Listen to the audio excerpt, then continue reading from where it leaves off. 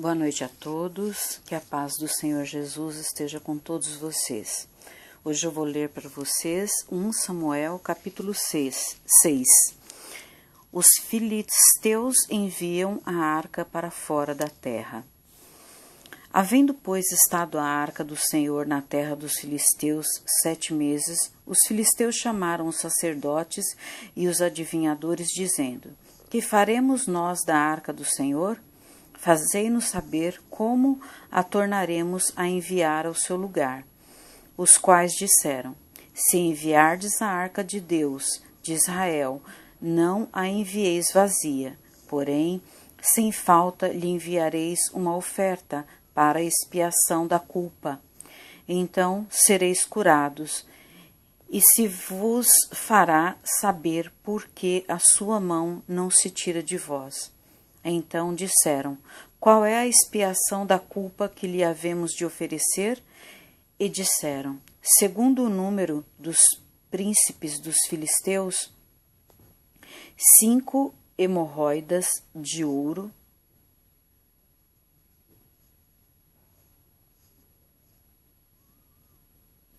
e 5 ratos de ouro, porquanto a praga é uma mesma sobre todos vós e sobre todos os vossos príncipes. Fazei, pois, umas imagens das vossas hemorroidas e as imagens dos vossos ratos que andam destruindo a terra, e dai glória ao Deus de Israel. Porventura aliviará a sua mão de cima de vós, e de cima do vosso Deus, e de cima da vossa terra. Porque, pois, endureceríeis o coração, como os egípcios e Faraó endureceram o coração? Porventura, depois de os haverem tratado tão mal, não os deixaram ir, e eles não se foram? Agora, pois, tomai e fazei-vos um carro novo, e tomai 2 vacas que criem, sobre as quais não tenha subido o jugo, e atai as vacas ao carro, e levai os seus bezerros de após elas para casa. Então, tomai a arca do Senhor, e ponde-a sobre o carro, e metei num cofre ao seu lado as figuras de ouro que lhe haveis de oferecer em expiação da culpa. E assim a enviareis para que se vá. Vede então, se subir pelo carro do seu termo a Bet-Semes, foi ele que nos fez este grande mal. E, se não, saberemos que não nos tocou a sua mão, e que isso nos sucedeu por acaso. E assim fizeram aqueles homens, e tomaram 2 vacas que criavam, e as ataram ao carro, e os seus bezerros encerraram em casa. E puseram a arca do Senhor sobre o carro, como também o cofre com os ratos de ouro e com as imagens das suas hemorroidas. Então as vacas se encaminharam direitamente pelo caminho de Bet-Semes e seguiam um mesmo caminho, andando e berrando, sem se desviarem nem para a direita nem para a esquerda. E os príncipes dos filisteus foram atrás delas, até ao termo de Bet-Semes.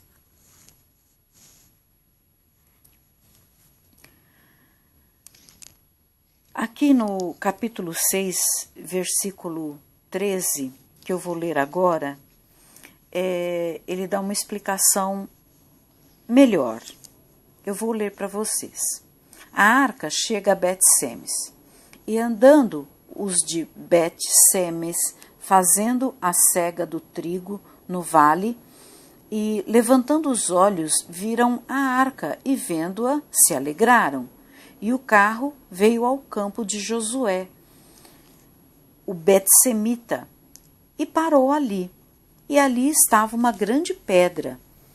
E fenderam a madeira no carro e ofereceram as vacas ao Senhor em holocausto. E os levitas desceram a arca do Senhor, como também o cofre que estava junto a ela, em que estavam as obras de ouro, e puseram-nos sobre aquela grande pedra. E os homens de Bet-Semes ofereceram holocaustos e sacrificaram sacrifícios ao Senhor no mesmo dia. Deixa eu só marcar uma coisa aqui, porque o versículo 15 também ele é de extrema importância, mas eu vou falar sobre ele já já com vocês.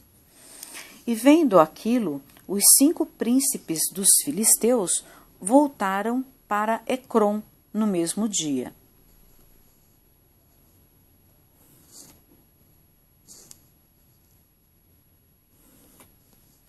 Estas, pois, são as hemorroidas de ouro que enviaram os filisteus ao Senhor em expiação da culpa.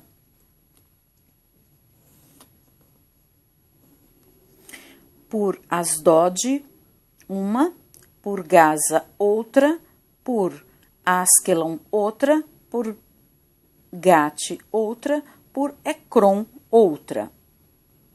Certo? Como também os ratos de ouro. Segundo o número de todas as cidades dos filisteus, pertencentes aos 5 príncipes, desde as cidades fortes até as aldeias e até Abel, a grande pedra sobre a qual puseram a arca do Senhor, que ainda está até ao dia de hoje no campo de Josué, o Bet-Semita.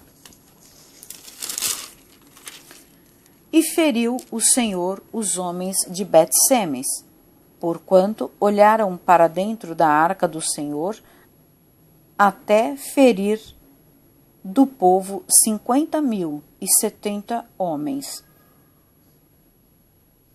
Então o povo se entristeceu, porquanto o Senhor fizera tão grande estrago entre o povo. Então disseram os homens de Bet-Semes: quem poderia estar em pé perante o Senhor, esse Deus santo, e a quem subirá desde nós?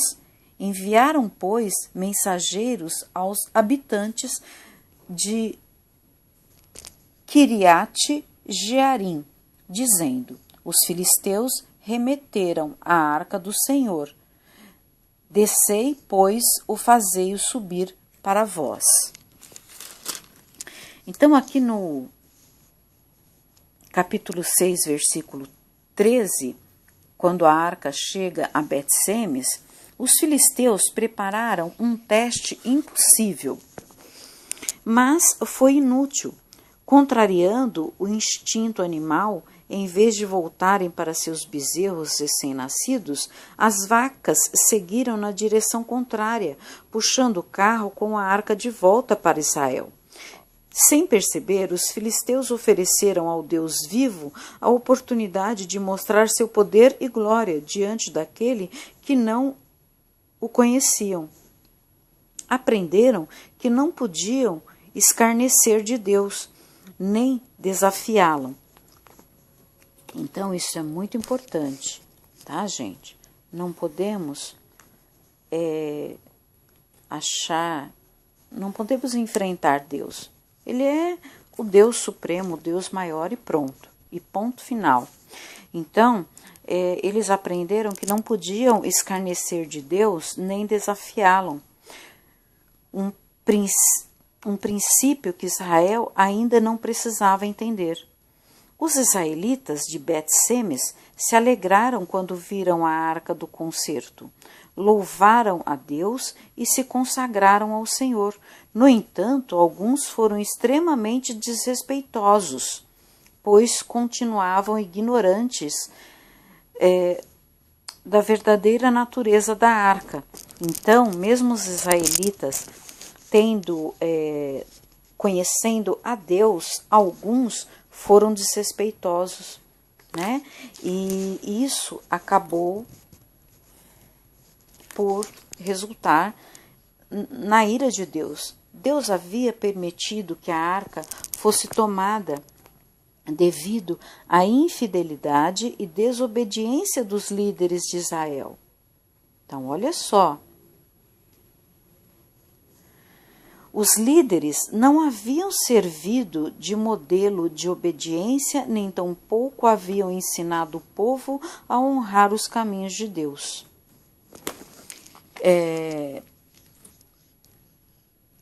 Isso é muito importante, gente. Quando estamos na liderança de alguma coisa, seja na política, seja na educação, seja até da nossa própria casa, nós temos que ter responsabilidade com tudo que nós estamos fazendo, desde a educação dos nossos filhos. Porque se os educarmos maus, eles não vão fazer boas coisas no mundo, né? Então, algumas bíblias de estudo, elas têm os modelos de obediência e de desobediência. Quem tiver, dá uma olhada lá.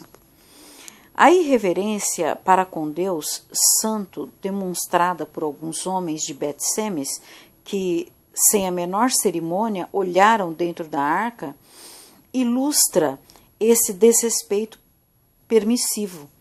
Quer tenha sido simples curiosidade tola, resultante da ignorância acerca da palavra de Deus, quer por falta de imposição das prescrições divinas, ou por mero prazer. Esses homens agiram de forma incompatível com a santidade da arca do Senhor.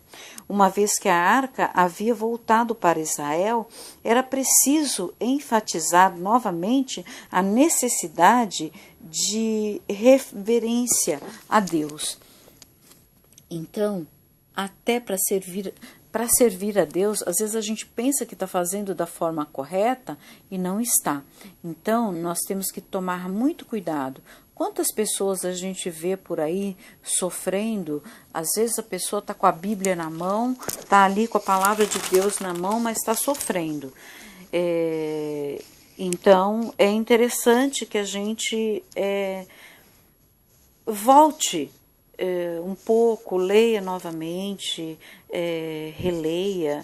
Eu, por exemplo, eu gosto de estudar, de ler os ensinamentos de Jesus, ler a Bíblia Sagrada, tanto o Novo quanto o Velho Testamento. Antes eu gostava de ler só o Novo Testamento, agora eu leio o Velho Testamento também. Mas eu, por exemplo, eu não sou um grande exemplo de boa pessoa. Eu tenho falhas, eu tenho erros gravíssimos e eu preciso consertar isso. Então, às vezes, mesmo sem querer, nós acabamos desobedecendo a Deus. Nós temos que ficar atentos, né? Por isso que Jesus falou, orai e vigiai.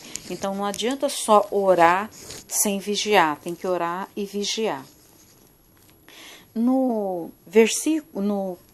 Aí no versículo 19, o número de homens mortos e controverso, alguns manuscritos trazem que era 50.000, mas estudiosos afirmam que a referência a 50.000 não é suficiente nos textos que sobreviveram até o presente, embora esse número seja encontrado nas versões antigas mais importantes. É interessante observar que Joséfo registrou o número 70. O que sabemos com certeza é que o Senhor castigou severamente a cidade de Bet-Semes. Então, eles foram também castigados. Meu pai dizia uma coisa muito importante. Às vezes, a pessoa que não conhece a palavra de Deus, ela erra menos do que aquele que conhece e erra. Então, às vezes o pecado nosso, de quem conhece a palavra de Deus, é maior, porque você conhece a palavra de Deus, né? E eu vejo hoje que cada dia que eu leio um pouco mais da Bíblia, eu vejo que eu não sei nada, que eu não sabia nada e que eu estou aprendendo a cada dia. Então,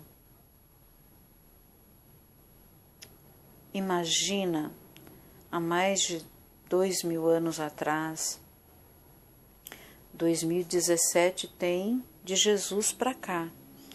E Samuel, ele é do Antigo Testamento, né? Então, é muito complicado, porque se antes de Cristo as pessoas ainda eles tinham muito menos conhecimento do que o que nós temos agora. A Bíblia Sagrada aqui no Brasil, por exemplo, ela veio assim, as pessoas ter mais facilidade até para comprar, para conhecer, para tê-la em casa, de um século para cá. Até pouco tempo atrás, a Bíblia era conhecida por poucas pessoas, né? Só a Igreja Católica mesmo, eu falo porque eu já fui católica, né? E nós sabemos que muitos livros ficavam guardados, e só a Igreja tinha conhecimento para utilizar determinados materiais, né? Então, hoje que a Bíblia Sagrada tornou-se mais popular, digamos assim, numa linguagem mais familiar, né? Então, hoje a Bíblia Sagrada é mais popular, mas até um século atrás, eu creio que não era tanto assim. Se até livros, poucos livros nós tínhamos no Brasil, países como a França, que era mais desenvolvida que o Brasil. Kardec teve que mandar seus livros que estavam sendo queimados na época, no século passado, ao começo, aliás, no século retrasado, ao começo do século passado. Kardec mandou muitos livros aqui para o Brasil para que se salvassem a grande obra que ele escreveu, né? Então, nós estamos ainda engatinhando no conhecimento da palavra de Deus. E sortudo é aquele que tem condição de conhecer, de ler mais e viver mais a palavra de Deus.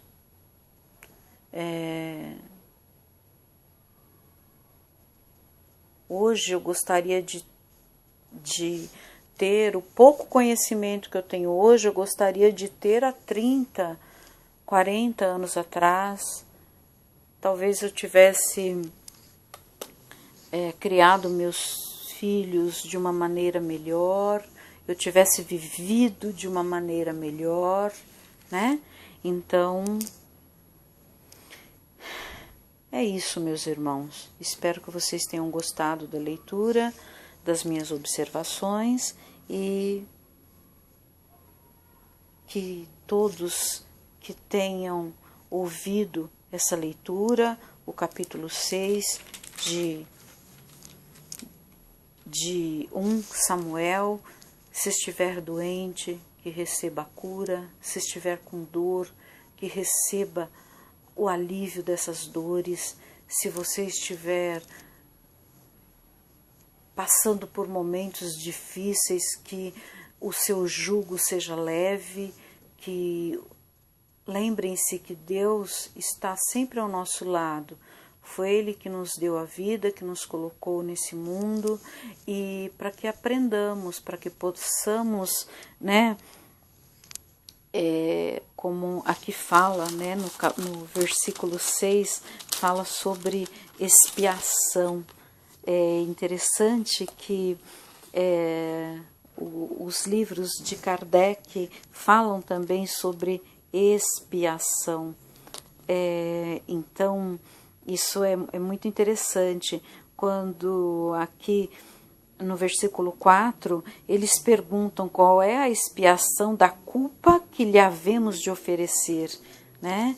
Então, expiação na verdade, uma reparação do erro que cometemos, né? Então, se formos olhar com o olhar de Kardec, estamos aqui neste mundo para reparar os nossos erros, para cumprir as nossas expiações, né? Enfim, é isso, meus queridos.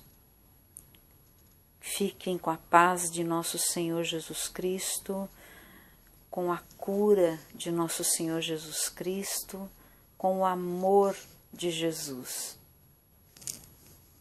Amém. Glória a Deus.